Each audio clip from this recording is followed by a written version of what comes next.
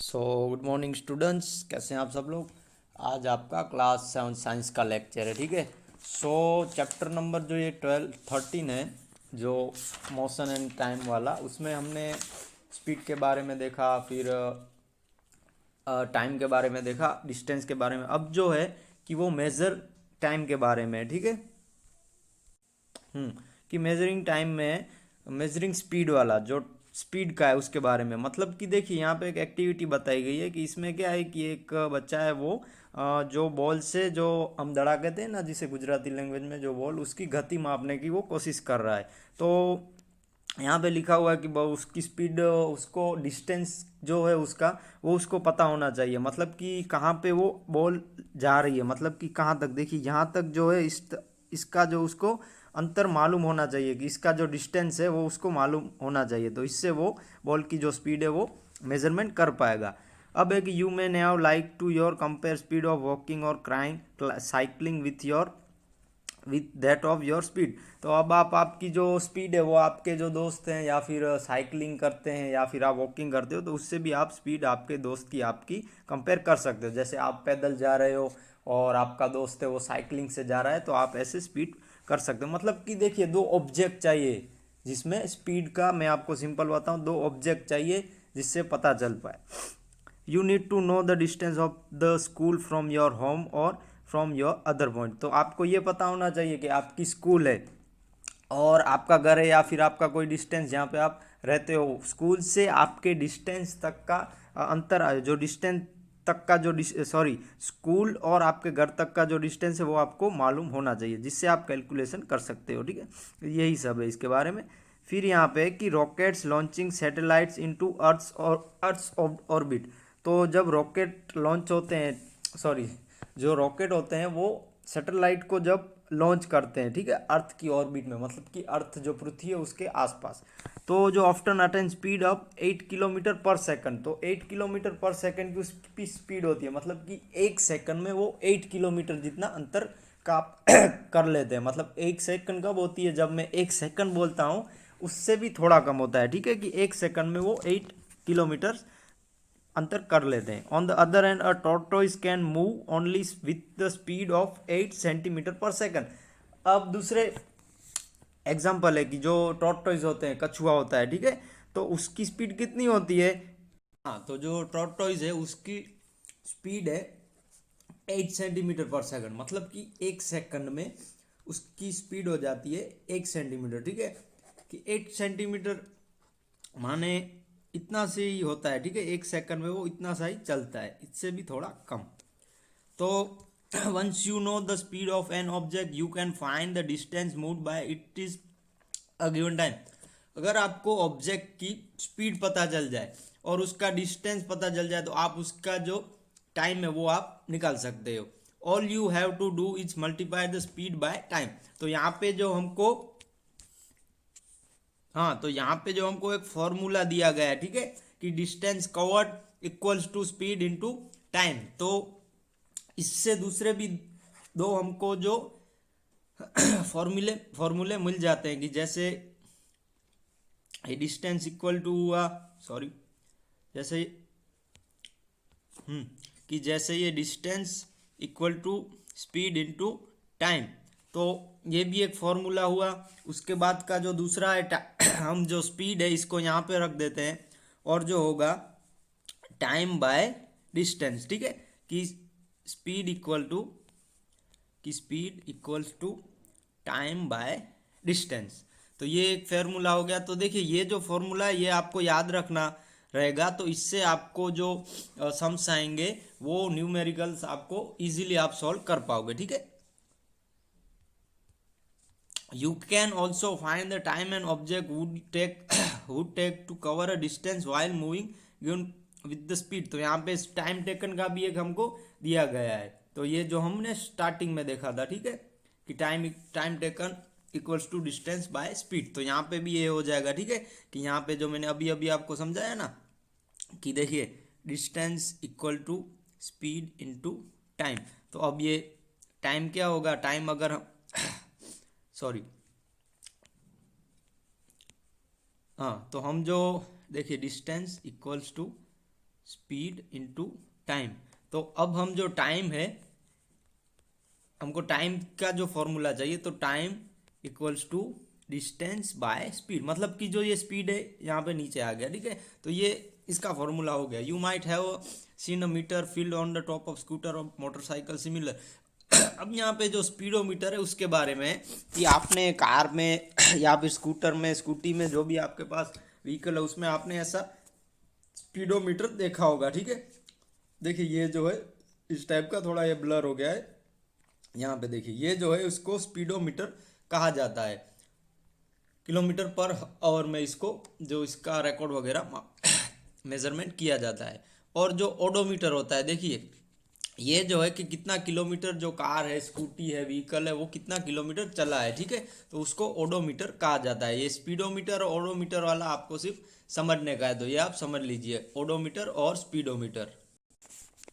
उसके बाद जो ओडोमीटर और स्पीडोमीटर वाला आप समझ लीजिए। उसके बाद जो डिस्टेंस टाइम ग्राफ है, अब जो मेन पॉइंट है आपके, जो इस चैप्टर का लास्ट पॉइंट है, और ये थोड़ा इंपॉर्टेंट है, ठीक है, कि ग्राफ वगैरह आपको एग्जाम वगैरह में पूछे जा सकते हैं, तो ये थोड़ा समझ लीजिए। तो देखिए डिस्टेंस टाइम ग्राफ में स्टार्टिंग में 3 ग्राफ होते हैं, सॉरी, जो फर्स्ट जो ग्राफ है उसको बार ग्राफ कहा जाता है, ठीक है। बार ग्राफ किसे कहा जाता है, तो देखिए इसमें क्या होता है, मैं आपको समझा देता हूँ।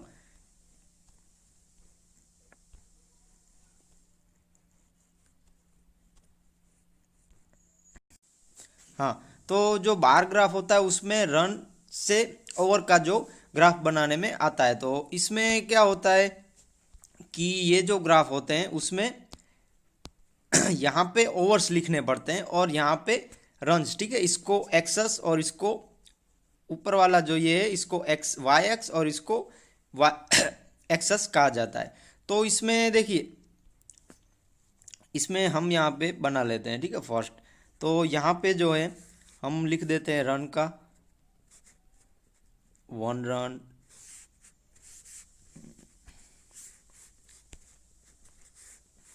यहाँ पे हमने एक ऐसा बना दिया, ठीक है, कि यहाँ पे हम ओवर्स का लिखते हैं, ठीक है, यहाँ पे ओवर और यहाँ पे रन्स। तो यहाँ पे 1 रन, फिर 2 रन और 3 रन, ठीक है। और यहाँ पे ओवर लिखते हैं 1 ओवर, 2 ओवर, 3 ओवर, 1 2 3 ओवर। तो इसमें ऐसा होता है कि 1 ओवर में कितने रन बने, ठीक है। तो यहाँ पे जैसे 1 ओवर में 3 रन बने तो ये इसका ग्राफ हुआ। फिर जैसे सेकंड ओवर है तो उसमें 2 रन बने तो उसमें दो दो का ग्राफ हुआ, हम ऐसे टिक करेंगे। और जो लास्ट ओवर थर्ड ओवर है तो उसमें 1 रन बना, ठीक है, यहाँ पे 1। तो इस टाइप का ये ग्राफ होता है, तो उसको बार ग्राफ कहा जाता है, ठीक है, रन इक्वल टू ओवर्स का। तो ये जो बार ग्राफ है, रन्स वगैरह टीम का जो स्कोर होता है, आप अगर कोई मैच वगैरह आपके घर पे देखते होंगे तो आपने देखा होगा इस टाइप के ग्राफ वगैरह बनते हैं, ठीक है। तो इसको बार ग्राफ कहते हैं। उसके बाद जो है पी चार्ट, तो उसको पी चार्ट कहा जाता है कि जैसे नाइट्रोजन का प्रमाण इतना है, अदर गैसेस इतने हैं। जो देखिए नाइट्रोजन 97% है, ऑक्सीजन 21% और 2-3 अदर गैस हैं। तो इस तरह की जो इनका ग्राफ वगैरह बनता है। फिर वेट इनका है कि वेट इक्वल्स टू एज वाला जो है, तो ये इसका ग्राफ है कि माने देखिए कि जैसे किसी की एज 2 साल है, कि किसी की एज 2 साल है, ठीक है। यहाँ पे जो नीचे का है ये एज का है, ठीक है। वेट डिफरेंस, वेट के एज का जो ग्राफ बनाया, तो इसमें देखिए किसी का जो एज है वो 2 साल है और उसका वेट है 0 है, सॉरी, हाँ सॉरी, उसका वेट 0 नहीं 10 है, ठीक है। तो उसका वेट 10 है तो उसने यहाँ पे टिक किया। फिर 4 साल वाले का उससे थोड़ा ज़्यादा है, मतलब 4 साल वाले का भी 10 kg वजन है।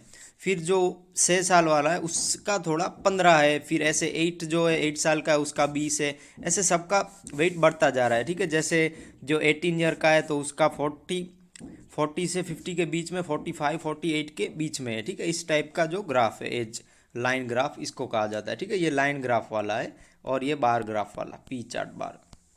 अब जो लास्ट जो हमको मेनली एग्जाम वगैरह में पूछे जा सकते हैं, इस टाइप का जो आपका ग्राफ है वो आपको समझा देता हूँ, ठीक है। तो देखिए इस टाइप का जो होता है इसको एक्स अक्ष कहा जाता है। ये जो बीच वाला है चार्ट में देखिए जो ग्राफ पेपर होता है उसमें ऐसे बीच वाले जो होते हैं उसको एक्स कहा जाता है, ठीक है, इसको एक्स कहा जाता है। फिर जो ऐसे ऊपर होता है y कहा जाता है, ठीक है। तो ये आप देखेंगे तो समझ जाएंगे, ये इजी ही है। फिर उसके बाद यहाँ पे हमको टाइम वगैरह दिया जाता है, टाइम और डिस्टेंस का जो ग्राफ होता है उसमें ऐसे हमको समझाया जाता है।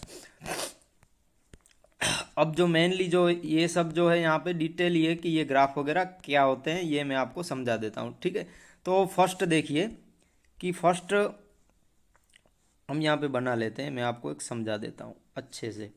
देखिए ये जो है ये वाई एक्सिस है, ठीक है, ये वाई एक्सिस अक्स कहते हैं या फिर अक्सी कहते हैं, ठीक है। और ये जो है एक्स एक्सिस है, तो इसको एक्स एक्सिस कहा जाता है।